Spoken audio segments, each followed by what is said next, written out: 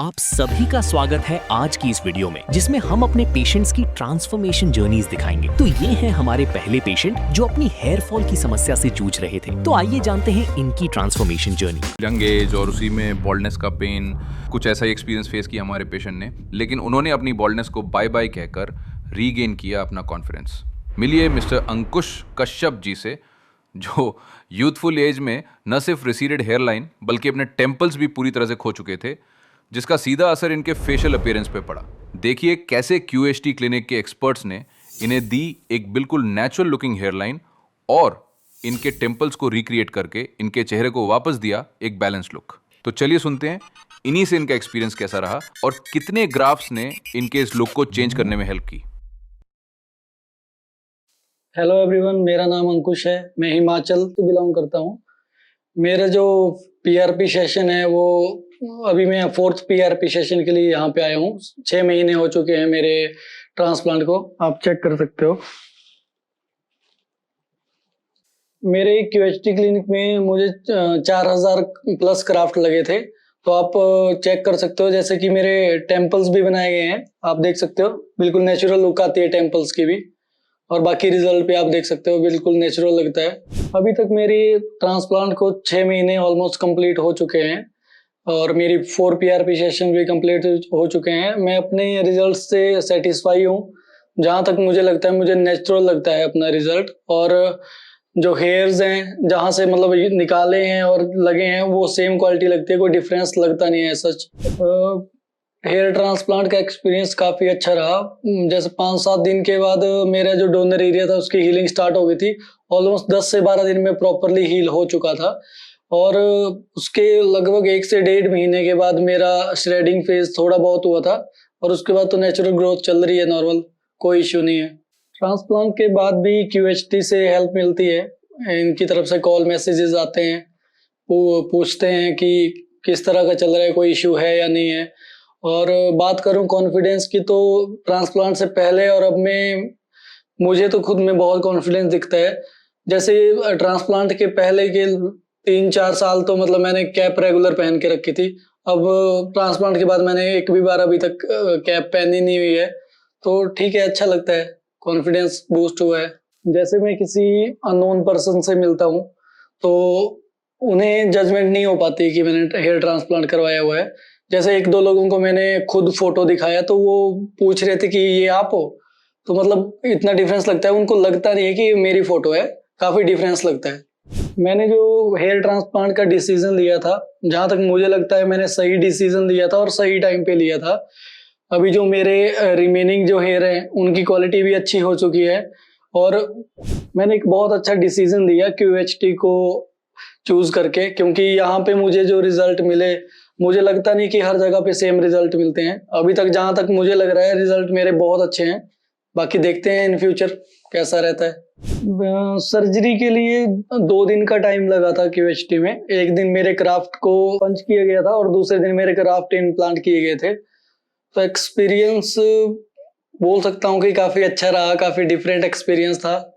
वो भूल पाने वाली चीजें नहीं है, क्योंकि मतलब इंसान ने सोचा नहीं होता है कि आप ऑपरेशन थिएटर में जाओगे, इस चीज को मतलब करोगे। बट सही रहा एक्सपीरियंस है, सच कोई इशू नहीं हुआ, कुछ नहीं हुआ। डॉक्टर सपोर्टिव थे, स्टाफ सपोर्टिव था, बहुत सही रहा जो भी था। अगर प्रिकॉशंस की बात करें तो ऐसा कोई मेजर प्रिकॉशन डॉक्टर्स ने नहीं बताए थे। बस ये था कि ऑयली फूड वगैरह थोड़ा अवॉइड करना है, और जैसे सोना है तो बिल्कुल स्ट्रेट सोना है। और ये चीजें मैंने नॉर्मली फॉलो करी। मुझे स्वेलिंग है सच, कोई मेजर स्वेलिंग नहीं आई, कोई एक्स्ट्रा इशू नहीं हुआ। अगर आप डॉक्टर की चीजें प्रॉपर तरीके से समझते हो, मानते हो जो वो बोलते हैं, तो उसके बाद कोई इशू आता नहीं है।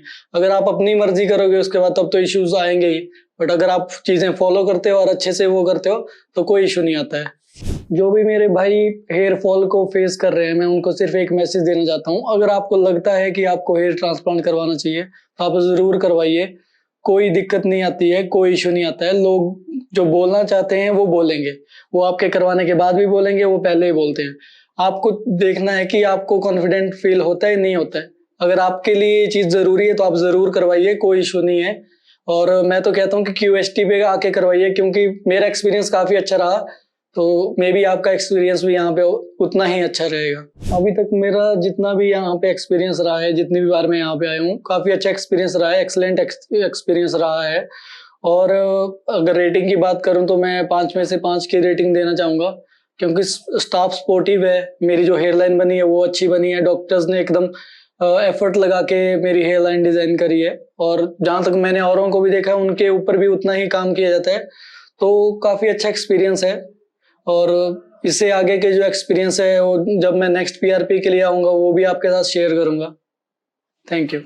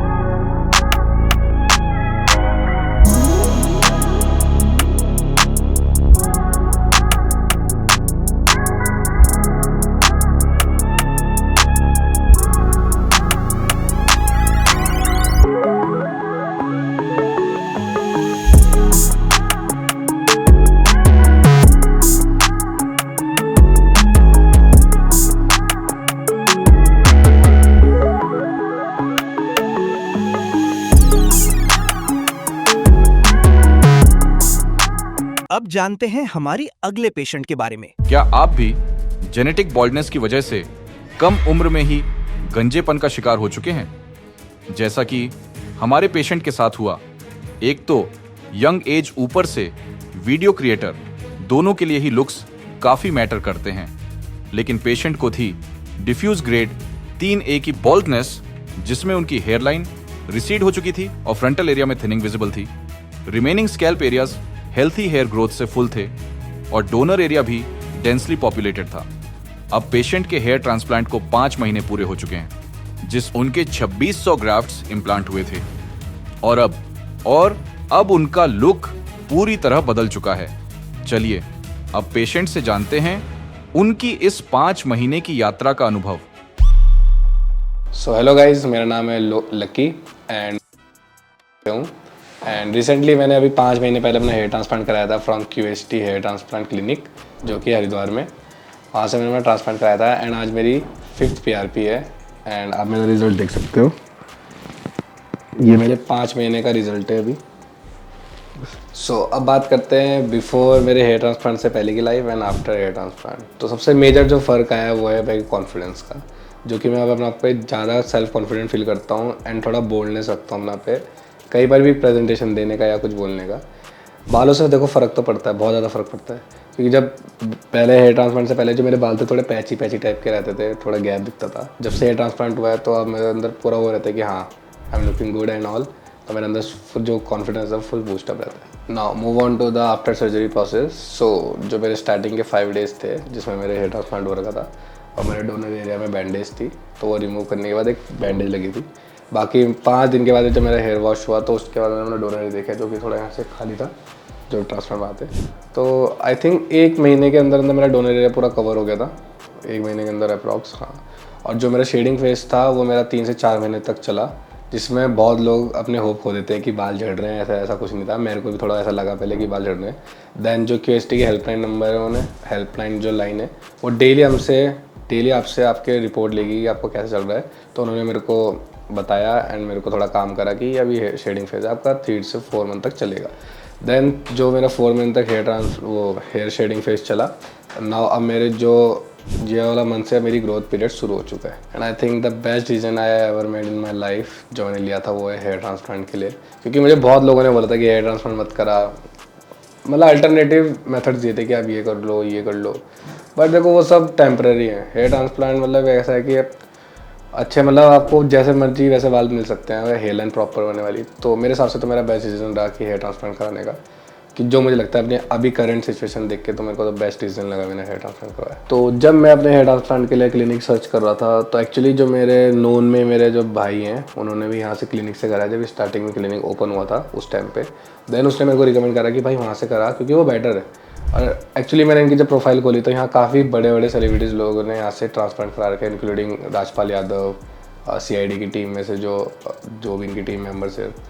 तो फिर मैंने थोड़ा और सर्च करा और सर्फ करा इनके इंटरनेट पे, तब देखा मैंने रिजल्ट काफ़ी बाकी क्लिनिक से ज़्यादा बेटर थे और थोड़ा मुझे लगा भी कि यहीं से कराना चाहिए। Then I choose QST clinic for hair transplant. Okay, so if अगर मैंने हेयर ट्रांसप्लांट ना कराया होता तो अभी क्या इम्पैक्ट पड़ता मेरी लाइफ में?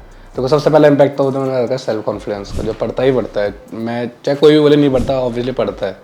बालों से बहुत फ़र्क पड़ता है एंड आपके कॉन्फिडेंस पे भी बहुत फ़र्क पड़ता है, आपके अपीयरेंस में बहुत फ़र्क पड़ता है, ठीक है। तो ये चीज़ तो है। अगर मैं हेयर ट्रांसप्लांट ना कराता तो अभी उस टाइम की कंडीशन अगर अभी होती तो मेरा भाई देखो पूरा मामला चल गया होता अभी तक ऊपर तक। एंड कॉन्फिडेंस ऑब्वियसली कॉन्फिडेंस बहुत ज़्यादा गिर जाता। एंड मेरे अंदर एक जो आगे बढ़ने की वो होती है ना चाह कि लाइफ में आगे बढ़ना, वो कहीं ना कहीं में उसमें दिक्कत आ जाती है, क्योंकि जब कॉन्फिडेंस नहीं रहता बंदे तो कोई भी काम मन लगा के नहीं कर पाता। क्योंकि मैं फ्रस्ट्रेटेड रहता है बालों के चक्कर से, मतलब क्योंकि अब हर किसी के लिए अलग अलग चीज़ वैल्यू करती है। मेरे लिए जो प्रायोरिटी थी मेरे बाल थी, मतलब मैं बालों को लेके बहुत ज़्यादा वो था कि हाँ मुझे बाल चाहिए, सही चाहिए।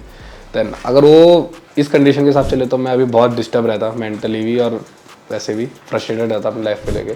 सो हाँ, hair transplant is a better option for me. And the best thing about QST clinic कि इन्होंने जो मैंने ट्रांसप्लांट करा वो इतना नेचुरल है कि कोई बता भी नहीं पाता। मैं अपने बचपन से जिस सैलून में, बचपन तो नहीं खैर, अभी मैंने रिसेंटली सैलून चेंज करा था हेयर ट्रांसप्लांट से पहले, तो काफ़ी बड़ा सैलून है, अच्छा सैलून है। तो वहाँ पर जो आर्टिस्ट है वो मुझे ढंग से जानते, तो वो जब मैं हेयर ट्रांसप्लांट के बाद मतलब अप्रॉक्स 3 या 4 महीने बाद गया, जब हेयर लाइन प्रॉपर आ गई, उस बंदे तक को नहीं पता चला मेरे हेयर ट्रांसप्लांट वाले बाल है। वो कटिंग करा नॉर्मल खींच रहा था, मैंने भाई आराम से थोड़ा तब मैंने उसे बताया, कह रहा भाई सही में, तो खुद बोला था कि भाई बहुत नेचुरल लग रहा है, पता भी नहीं चल रहा है। एंड जो मेरे जो वैसे रिलेटिव वगैरह जिनको नहीं पता उनको तो खैर वैसे ही पता नहीं चलता कि मैंने कराया नहीं कराया। बाकी मेरे फ्रेंड सर्कल में भी किसी को नहीं पता चला कि मैंने हेयर ट्रांसप्लांट करा रखा, क्योंकि ये एयरलाइन फेक नहीं लग रही ना कहीं से भी, ये नेचुरल लग रही है। उन्होंने सेटिंग ऐसे करी है, एक्चुअली जो QST वाले हैं जिगजैग हेयर लाइन बनाते हैं ताकि ये नेचुरल है, क्योंकि एक होती है डेड जो लगाते हैं वो फेक दिखती है ऐसी वाली, ये है जिगजैग में। सो हाँ बढ़िया है। सो अगर एक वर्ड मिले मुझे डिफाइन करने का कि हेयर लॉस के टाइम पे, तो मैं ये बोलूँगा भाई डिस्गस्टिंग, दूसरे वर्ड फ्रस्ट्रेशन, सब कुछ जो जितना गंदा बोल सकते हैं वो बोलो। एंड आफ्टर हेयर ट्रांसप्लांट तो भाई लाइफ इज़ ऑल अबाउट बल्ले बल्ले शावा शावा। So now come on to the quality of hair. तो जो मेरे बालों की क्वालिटी है, तो मतलब अगर जैसे मैं छेड़ता हूँ तो बहुत नेचुरली लगता है मेरे को, ऐसा नहीं लगता कि ज़्यादा ही थिन है या ज़्यादा ही मोटे हैं, होते नहीं कुछ अलग बाल दिख रहे हैं, ऐसा कुछ नहीं है। जैसे मेरे पीछे के बाल है वैसे ही मेरे आगे के बाल है जो सेट है। हाथ में हाथ लगाओ तो मतलब ऐसा पता नहीं चलता कि मैं ट्रांसप्लांट वाले हेयर में टच कर रहा हूँ। सो हाँ, क्वालिटी हेयर की बढ़िया है, मतलब जैसे नेचुरल हेयर्स होते हैं। देखो इन्जॉय जो मैंने हेयर ट्रांसप्लांट में करा वो तब करा जब मेरा शेडिंग फेस खत्म हो रहा था एंड मेरे जो बाल आ रहे थे वो शुरू हो रहे थे। तो हर बार एक क्यूरियोसिटी होती थी मिरर में जाने से पहले कि होता है ना, मतलब कि आज बाल अब बाल आने लग गया तो देखना, वही बार बार पानी स्प्रे करते समय, मिनॉक्सिडिल लगाते समय तो दिखता था वहाँ बाल, तो खुशी होती थी, तो करने का मन भी करता था। सो अगर मेरे क्लिनिक को रेटिंग देनी होगी 5 में से तो मैं 10 दूंगा। Sir to be honest seriously मैं सही बता रहा हूँ, बहुत ही बढ़िया एक्सपीरियंस रहा मेरा। स्टाफ जो है वो स्टाफ तो और बढ़िया है, और जो मैं अपने रिजल्ट आए मैं उससे बहुत ज़्यादा सेटिस्फाइड हूँ, ज़्यादा ही सेटिस्फाइड हूँ। सो अगर मेरे लुक्स से बात करी जाए तो कि क्या चेंज आया इन महीनों में, सो काफ़ी चेंज आ गया, मतलब पहले से ज़्यादा अच्छा हो गया मेरा लुक जो मुझे लगता है। क्योंकि पहले वाले बाल भी जो थे मतलब जब जा रहे थे तो उस टाइम भी लुक ठीक था, बट अब जो है ना प्रॉपर हेयर लाइन के साथ, तो जो मेरा फेशियल स्ट्रक्चर है ना जो होता है 4 फिंगर वाला, तो अब मुझे लगता है प्रॉपर है, थोड़ा सही दिख रहा है, एक थोड़ा गुड फेस, जो गुड फेस बोलते हैं, थोड़ा उस टाइप का मुझे लगा कि हाँ बहुत ज़्यादा सही हो गया पहले से। तो अब बात करते हैं कैमरा फेसिंग की। तो मैं एज़ यू नो, अगर आपको वैसे पता तो होगा नहीं, खैर मैं भी वीडियोज़ बनाता हूँ। तो जब मैं वीडियोज़ बनाता था पहले, जब मेरा हेयरफॉल नहीं था तो मैं बिंदास होकर बनाता था, कोई ऐसा वैसा भी। जब हेयरफॉल शुरू हुआ तो ना मेरे को कवर अप करने पड़ रही थी चीज़ें, मतलब कैमरा एंगल ज़्यादा ध्यान से देखने पड़ते थे कि ऑब्वियसली एक सेल्फ वो भी होता नहीं कि मैं सही दिखूँ वीडियो में, तो हिसाब से मेरे को कभी कभी बाल ऐसे छुपाने पड़ रहे थे। एक्चुअली मैंने शुरू से बाल लंबे रखे तो वो आधे तो कवर हो जाते, पर जब मैं कटाता था ना तो बहुत खाली दिखता था। तो फिर बड़े बाल जब वो ज़्यादा एयरफॉल हो गया था, बड़े बाल भी मुझे थोड़ा ऐसे ऐसे करके बिखार के थोड़ा वो करने, और उससे क्या लगता था मैं ना थोड़ा अनहाइजीनिक लगता था कि जैसे मैंने बाल नहीं बनाए, नहाया नहीं हूँ। तो वो चीज़ें दिक्कत मुझे खुद लगती थी, क्योंकि ऑब्वियसली तुम बाल फैला के बैठोगे तो तुम्हें ऐसे ही लगेगा तुम नहा के नहीं आए हुए। जब बाल सेट रहते हैं तो ऐसा लगता है ना कि तुम नहाए भी ना हो, मुँह धो के बैठ जाते लोगे, साफ़ सुथरा बनता है, हाइजीनिक है। तो वो थोड़ा मतलब दिक्कत होने लगी थी कि हर जगह अनहाइजीनिक लगने लग गया था मेरे को खुद की। तो अब जो मैंने हेयर ट्रांसप्लांट किया था, अब तो बस भाई मैं मुँह धोता हूँ, बस यूँ करा एक हाथ और चलो भाई वीडियो चलो, अच्छी भी नहीं बनी, अच्छी बन रही है बस।